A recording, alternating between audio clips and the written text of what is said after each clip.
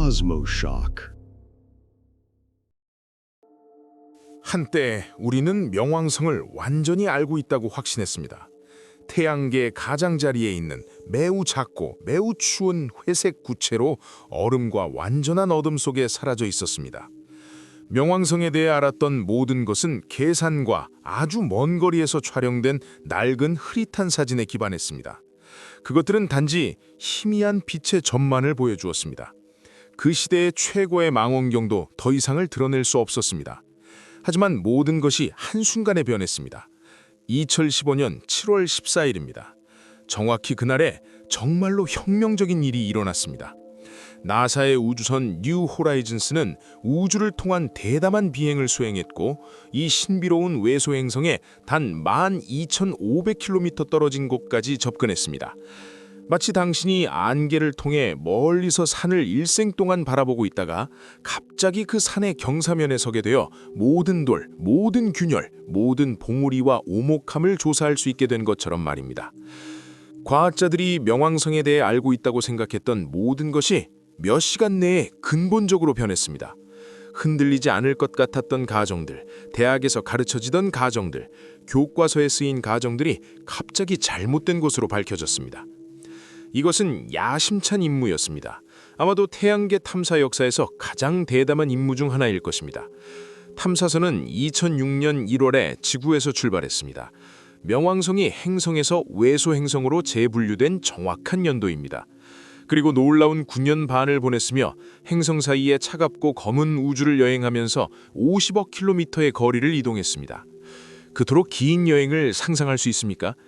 그것은 5700만 시간 동안 밤낮 없이 계속해서 자동차를 운전하는 것과 같습니다.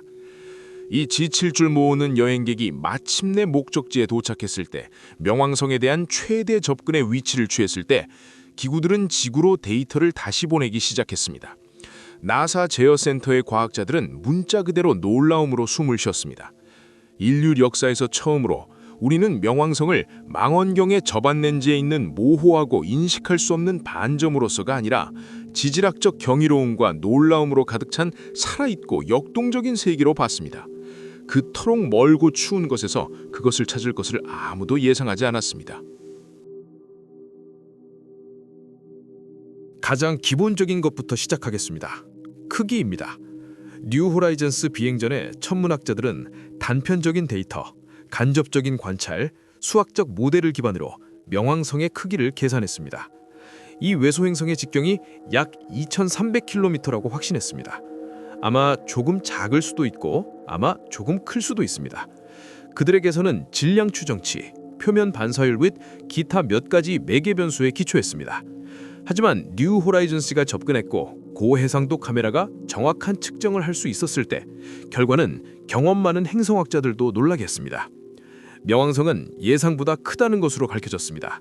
그 직경은 약 2,377km입니다. 언뜻 보면 이것은 작은 증가처럼 보일 수 있습니다. 과학자들이 생각한 것보다 겨우 77km 더 많습니다. 하지만 외소행성의 맥락에서 이것은 상당한 차이입니다. 이는 명왕성이 태양계의 가장 큰 위성과 비교 가능함을 의미합니다. 많은 큰 위성보다 크지만 직경이 3,474km인 우리 달보다 작습니다. 우주의 물체의 크기는 사실상 모든 것을 결정합니다. 표면 중력, 대기를 유지하는 능력, 지질학적 활동의 특성, 내부 열을 유지하는 능력을 결정합니다.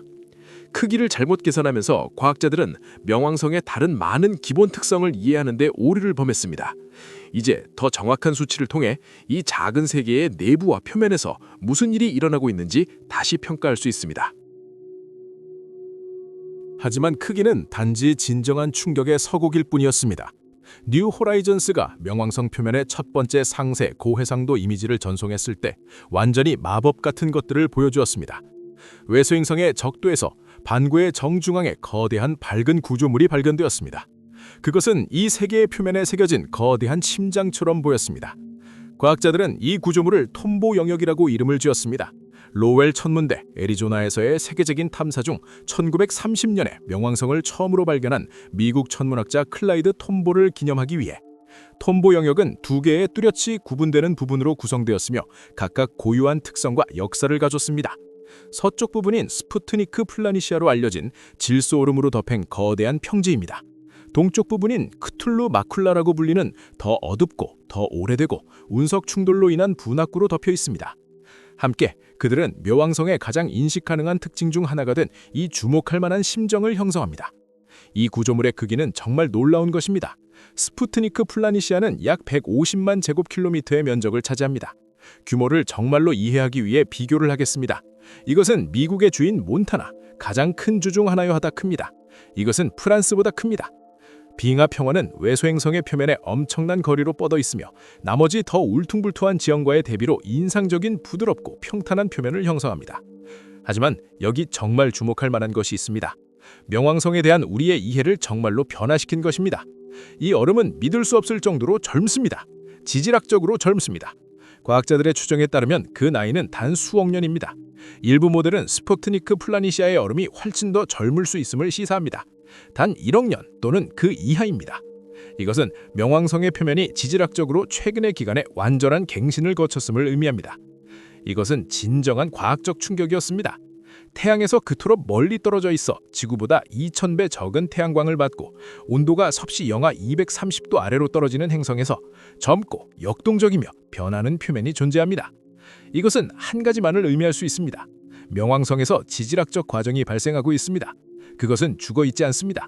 이 작은 세계 내에는 여전히 열이 있습니다. 활동, 움직임, 변화의 의미에서 여전히 지질학적 생명이 있습니다. 명왕성에서 진행 중인 지질학적 활동에 대해 논할 때 극초온 화산작용이란 현상을 논해야 합니다. 이것은 지구의 화산에서 보는 뜨겁고 녹인 용암 대신 추운 물질이 깊은 곳에서 분출되는 과정입니다. 명왕성에서 이것은 고체 얼음으로 얼은 물일 수 있으며 아마도 암모니아, 메탄 및 기타 얼은 휘발성 물질과 혼합되어 있습니다. 화산을 상상해 보세요. 하지만 불과 용암 대신 추위와 얼음입니다. 명왕성의 밝은 심장의 가장자리에서 과학자들은 극초온 화산산과 돔으로 해석하는 구조들을 발견했습니다. 이 중 가장 유명한 것은 높이가 4에서 5km인 산맥입니다. 그것은 과거 화산 활동의 증거인 고대 등대처럼 주변 표면 위로 솟아 있습니다. 이 산들의 경사면에는 한때 액체이거나 적어도 가소성이고 점성이었지만 지금은 영원히 기괴한 형태로 얼어있는 물질의 흐름이 보입니다. 누군가 가장 흥미로운 순간에 일시정지 버튼을 눌렀듯이 말입니다. 이 발견은 깊은 결과를 가졌습니다. 명왕성의 내부가 내부 얼음층을 녹이고 표면으로의 분출을 일으킬 충분한 열을 포함하고 있음을 의미합니다. 어디서 당신이 묻습니까? 그토록 지옥 같은 추위 속에서 이 열이 어디에서 올 수 있습니까? 과학자들은 여러 설명을 제안했습니다. 첫째, 명왕성 자신의 형성으로부터의 잔여열, 45억 년 전입니다. 이것이 믿기 어렵게 들리지만 명왕성과 같은 작은 물체는 우리가 예상할 것보다 훨씬 더 천천히 냉각됩니다. 이것은 표면을 통한 낮은 열 손실률 때문입니다. 둘째, 위서 행성의 내층에서 우라늄 및 토륨과 같은 방사성 원소의 방사성 붕괴입니다. 이런 원소의 적은 양도 수십억 년에 걸쳐 상당한 열을 생산할 수 있습니다. 셋째, 명왕성과 가장 큰 위성인 카론 사이의 중력 상호작용으로 인한 조성력입니다. 이 상호작용은 명왕성의 내부를 구부리고 변형할 수 있으며 내층의 마찰을 통해 추가 열을 생산합니다. 뉴 호라이즌스의 역사적인 비행전에 천문학자들은 명왕성이 대기를 가질 수 있다고 의심했습니다. 하지만 대부분은 그것이 극도로 희박하고 실질적으로 무시할 수 있으며 고전적인 의미에서 대기라고 부르기에 거의 가치가 없을 것이라고 생각했습니다. 그들은 회의주의에서 틀렸습니다. 물론 그들이 완전히 틀린 것은 아니었습니다. 명왕성의 대기는 정말 극도로 희박합니다. 표면의 압력은 약 1마이크로바입니다. 지구의 해수면에서의 대기압보다 약 100만 배 적습니다. 명왕성의 표면에 기압계를 놓았다면 지구 기준으로 최첨단 실험실에서 얻을 수 있는 진공에 필적하는 압력을 보일 것입니다. 하지만 이러한 희박함에도 불구하고 그토록 극도의 추위에도 불구하고 명왕성의 대기는 절대로 존재해서는 안 됩니다. 적어도 눈에 띄고 측정 가능해서는 안 됩니다. 명왕성의 대기는 주로 질소로 구성되어 있습니다. 지구 대기의 대부분을 구성하는 동일한 가스입니다. 하지만 명왕성에서는 복잡한 증발 과정을 통해 기체 상태로 존재합니다. 질소 외에 메탄과 일산화탄소가 있습니다. 이 모든 물질들은 일반적으로 명왕성의 온도에서 고체 상태로 존재합니다. 온도는 섭씨 영하 230도 아래로 떨어집니다. 여전히 이러한 얼음 물질의 일부가 표면에서 증발하여 가스의 얇은 층을 생성합니다. 이 과정은 해성이 태양에 접근할 때 일어나는 것과 유사합니다. 얼음이 증발하여 가시적인 꼬리를 만듭니다. 명왕성에서 이 과정은 훨씬 더 느린 속도로 작동합니다. 태양 방사선이 여기서 2000배 약하기 때문입니다. 하지만 원리는 같습니다. 적도 근처에 상대적으로 더 따뜻한 표면은 얼음이 증발하고 대기로 올라가도록 합니다. 그 다음 이 가스는 바람에 의해 운반되고 더 추운 극지방에서 응축되어 새로운 눈과 얼음을 형성합니다. 지구의 수문학적 주기와 같은 닫힌 주기입니다. 하지만 물 대신 질소와 메탄입니다. 명왕성에 대해 말할 때 우리 많은 사람들은 태양계의 가장자리에 고립된 외로운 물체를 상상합니다. 우주에서 외로움 속에 회전합니다. 하지만 현실은 훨씬 더 복잡하고 흥미롭습니다. 명왕성은 확실히 혼자가 아닙니다.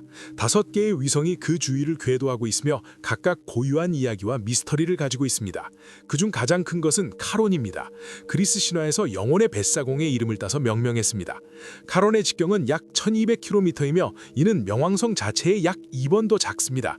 하지만 여기 정말 비정상적인 것, 카론과 명왕성은 크기가 너무 유사해서 고전적인 행성과 위성 계획에 따라 궤도를 돌지 않습니다. 대신 그들은 중력 무도회를 수행하며 그들 사이에 우주에 위치한 공통 질량 중심주의를 궤도합니다. 이것은 행성 위성 시스템보다는 쌍성별에 더 가깝습니다. 두 물체는 항상 같은 쪽으로 서로를 마주하고 있으며 왈츠를 주는 두 댄스 파트너가 서로 눈을 마주치고 있듯이 말입니다. 카론의 표면은 자신의 놀라움을 보여주었습니다. 이 위성의 북반구는 밝고 얼음 같은 물질로 덮여 있습니다. 아마도 얼음 메탄, 암모니아 및 물얼음입니다. 얼음 모자처럼 보입니다. 하지만 카론의 남반구는 완전히 다르게 보입니다. 한 물체의 두 다른 세계처럼 더 어둡고 젓갈색 톤의 물질로 덮여 있습니다. 이러한 대조를 야기한 자연의 힘은 무엇입니까? 이 물질의 출처는 과학자들에게 미스터리로 남아있지만 그들은 매력적인 이론을 제안합니다. 하나는 톨린이라고 불리는 유기분자라고 시사합니다. 이것들은 태양으로부터의 자외선 복사와 얼음 및 메탄의 상호작용을 통해 형성됩니다. 톨린은 생명의 전구체이거나 아니면 그것을 위한 구성요소일 수 있는 복잡한 유기물질입니다. 탈원에서 화학 진화가 일어났을 가능성이 있으며 수십억 년에 걸쳐 이러한 분자를 생성했습니다. 나머지 4개의 위성, 스틱스, 닉스, 케르베루스, 히드라는 상당히 작습니다. 그리스 신화의 세머리 개를 기념하기 위해 이름이 지어진 케르베루스는 대략 19 곱하기 10km의 치수를 가집니다. 히드라는 약간 더 크며 대략 51 곱하기 33km입니다. 이 4개의 작은 위성 모두 불규칙한 모양을 가지고 있으며 고전적인 구형 위성보다는 소행성에 더 가깝습니다. 그들은 수십억 년 전에 명왕성의 중력에 의해 포착되어 그 시스템에 남은 조각처럼 보입니다. 하지만 여기 정말 흥미로운 것, 그들의 궤도는 놀랍도록 혼란스럽습니다. 그들은 예측 가능하고 안정적인 경로를 따르지 않습니다.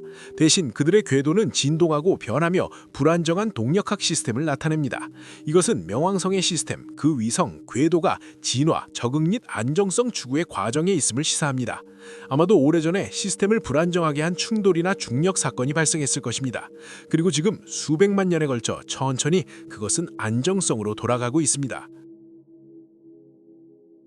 뉴 호라이즌스가 전송한 명왕성 표면의 상세한 이미지를 보면 완전히 환상적으로 보이는 풍경을 보게 될 것입니다. 달, 화성 또는 우리가 지금까지 탐험한 다른 어떤 태양계 물체보다 더 외계인입니다. 명왕성의 표면은 얼음, 돌, 분화구에 기록된 우주 이야기의 팔림프세스트입니다. 명왕성에는 운석 충돌로 인한 분화구로 덮인 광대한 영역들이 있습니다. 이 분화구들은 오랜 폭격 역사를 나타냅니다. 소행성과 해성에게 충돌, 그들이 수십억 년에 걸쳐 표면을 때렸습니다. 이 영역들은 달의 표면처럼 보입니다. 흉터 자국, 얼음, 고대입니다. 하지만 거대한 부드러운 평원도 있으며 거의 완전히 분화구가 없습니다. 이것들은 지질학적 갱신을 겪고 있는 젊은 지역입니다. 얼음물로 구성된 산들, 섭씨 영하 230도에서 화강암처럼 단단해지는 문얼음, 5에서 6km 높이까지 솟아올랍니다. 이것은 중요한 점입니다. 물얼음산은 그렇게 높을 수 있습니다. 물얼음은 그러한 극도의 온도에서 돌 같은 강도를 가지기 때문입니다. 심장을 구성하는 질소 얼음은 너무 부드러워서 그러한 봉우리를 지탱할 수 없었습니다. 가장 신비로운 것은 수백 킬로미터에 걸쳐 뻗어 있는 미로 같은 능선과 계곡의 시스템입니다.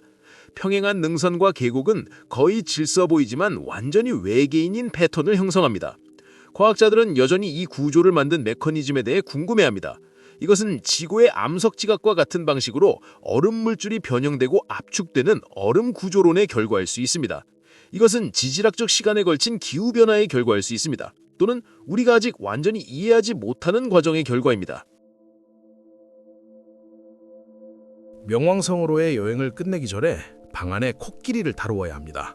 또는 오히려 카이퍼 벨트의 작은 외소 행성을 다루어야 합니다.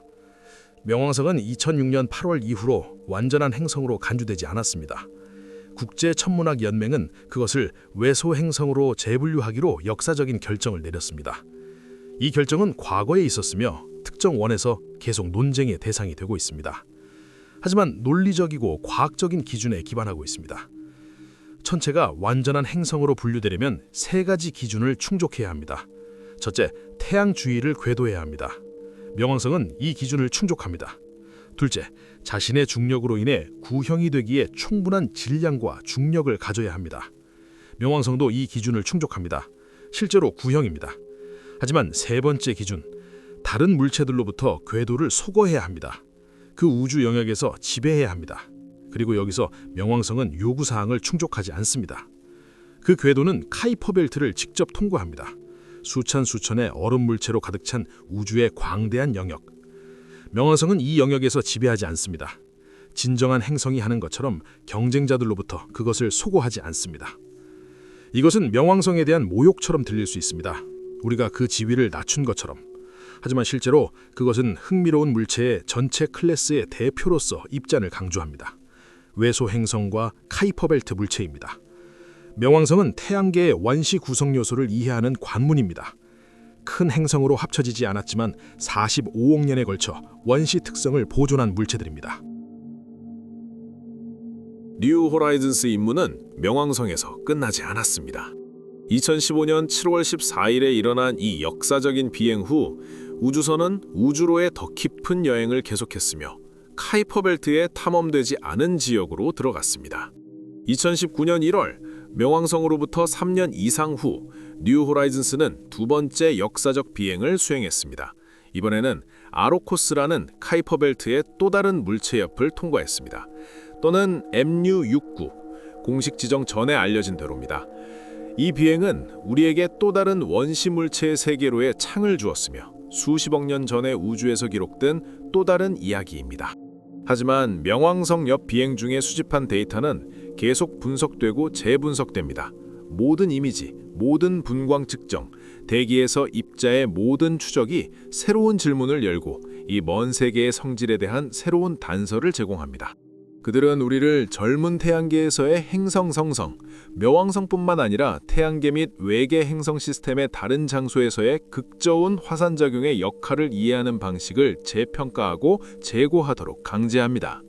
지질학적 과정이 어떻게 우리 태양으로부터 수십억 킬로미터 떨어진 곳에서 일어날 수 있고 태양의 따뜻함이 거의 감지할 수 없는 영역에서 활동을 유지할 수 있는지 말입니다. 천문학자들이 명왕성의 새로운 데이터를 볼 때 그들은 이전에 보기를 기대했던 것이 아닌 것을 봅니다. 그들은 태양계의 가장자리에 작고 죽었고 지루하고 생명이 없는 행성을 봅니다. 그들은 지질학적이고 역동적이며 놀라운 세계를 봅니다.